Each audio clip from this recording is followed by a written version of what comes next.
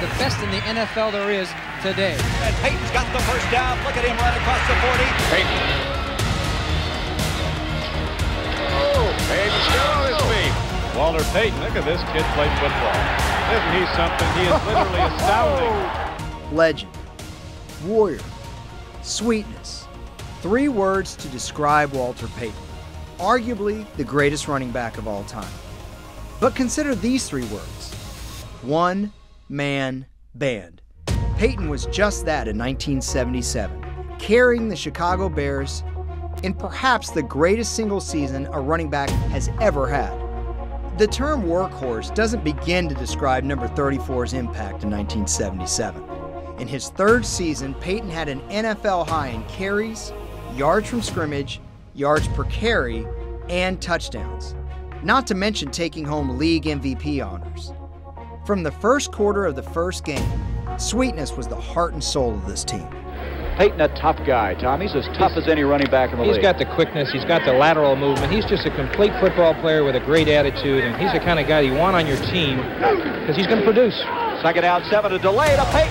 30, 35, look out! He may go to the 40, to the 30. Walter Payton down to the 20. Walt Williams is trying to get him, and he's got him just inside the 5-yard line. Walter Payton, what explosion up the middle that was.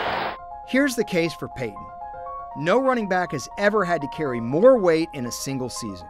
Chicago was the 3rd youngest team in the league, without an offensive starter older than 27. 3rd-year head coach Jack Pardee came into the season winning just 11 of his 28 career games and would be gone at season's end. And their pass attack? Forget about it. AVELLINI falls down. He's in trouble. Well, he gets up somehow. I don't know how. And is picked off by McCoy. Intercepted. Jim Merlo picks it off. He returned 2 for touchdowns last year. He's going to get his first this year. Guys closing in on him. But Merlo goes into the end zone for a touchdown. The Bears ranked 21st out of 28 teams in passing that year, while quarterback Bob AVELLINI threw for just over 2,000 yards, 11 touchdowns, and 18 interceptions. AVELLINI had 4 games with 5 or fewer completions in 1977. So the defense had to be stellar, right? Not quite. Dan Pastorini. And he goes long, and he's got Burrow. Burrow is a 85 yards for a touchdown. How about special teams? Having some problems as of late. He's hit 3 of his last 10. We've got some problems. Vince Evans in trouble. Freddie Carr's got him. Oh, did Freddie Carr deposit him? It helped having Payton on kickoff returns. Walter Payton's got it on a short kick. Look out, 25. He may go all the way. Michael's over there. He can't get him. And he's run out of bounds inside the 20-yard line. Sweetness did it all for these Bears, without the luxury of a dominant O-line. In fact, none of Chicago's 5 starters on the offensive line made a Pro Bowl. I'm not talking about 1977, I mean ever. Let's take it a step further. The Bears had just 2 starters besides Payton to ever make the Pro Bowl, and they both played in the secondary. So with all 11 defenders geared on containing number 34, Payton had to run for his life. AVELLINI in the flat goes to Walter Payton. He's a tough guy. Look at Walter Payton. It's Walter Payton who makes the reception. And him and open field at 01. Payton. Oh, Payton still on his feet. It's Walter Payton. AVELLINI to Payton. Look at him jump around, would you? And he made a play that looked like a long loss into about a yard gain. Even with the addition of offensive coordinator Sid Gilman, a legend in his own right, who won an AFL championship throwing the ball all over the field in San Diego, Pardee's mission was clear. Run, Payton. Walter Payton on the drop line. Away from one man. Payton around to the outside, and look out for Payton. Look at that run. Payton's going to take it in for a touchdown. He's had a lot of great runs. None any better than that. And when they did find Payton in the passing attack, it wasn't always pretty. AVELLINI has got Payton open, and Payton's got it. Payton's going to score. Walter Payton from Bob AVELLINI. Payton's 16 touchdowns in '77 may not seem like a huge number in today's fantasy football era. But consider this. Those 16 scores accounted for 55% of Chicago's offensive touchdowns. With the Bears struggling along at 2-4 and a road trip to Green Bay looming, Payton put the team on his back, setting a then career high in rushing yards. Second down 5, Payton, and Payton got the first down. Look at him run across the 40. And Walter Payton, who may carry the ball 30 times before the day is over, is impressive. Up the middle, here comes Payton. To the 45, he may go. He's to the 35, the 30. Walter Payton is cut off. Avellini, here comes Payton. And Payton is in for the touchdown. Unbelievable. This stadium is very quiet, and they're just kind of watching Payton in awe. We're just getting into the thick of ours, and the guys are really coming around, so we still got a chance. Don't count the Bears out. 2 weeks later against Kansas City, Sweetness led the Bears to a 17-point comeback victory, amassing 221 yards from scrimmage and 3 touchdowns. In Week 10 against the Vikings, Chicago witnessed the original flu game.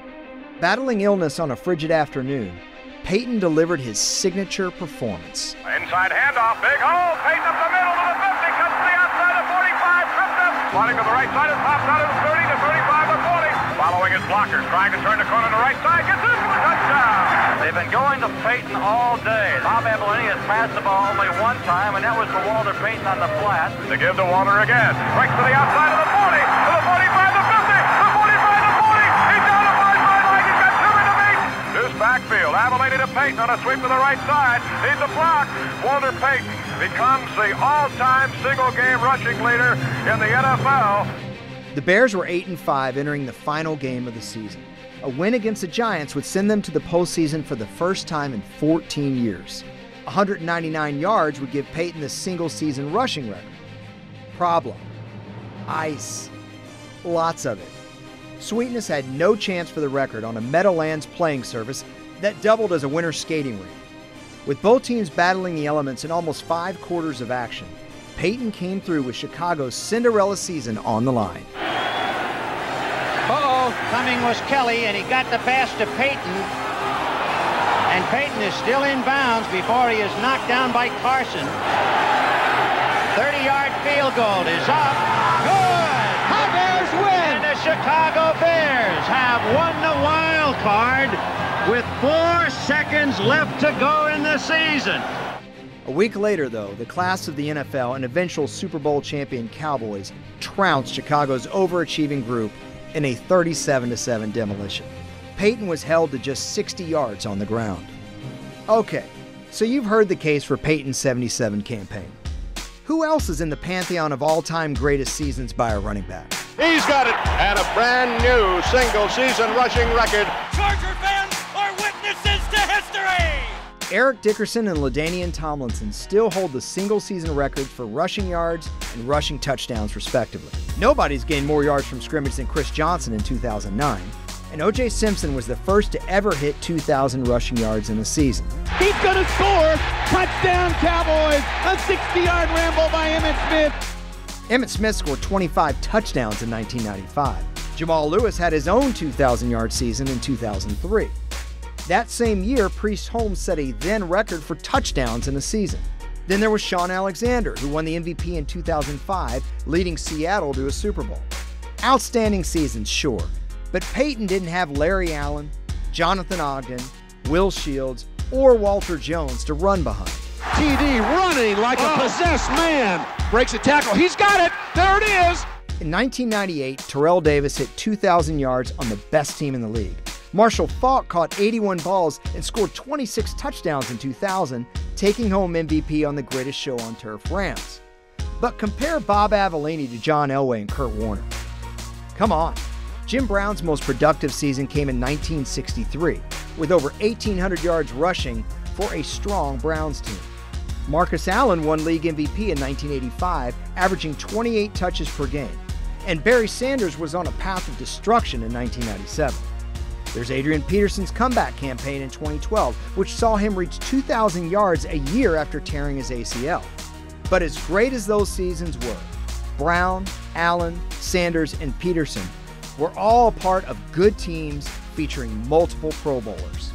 The same cannot be said for Sweetness, who was the sole reason the 77 Bears made the playoffs. In the ultimate team sport, he was a one-man band in every sense.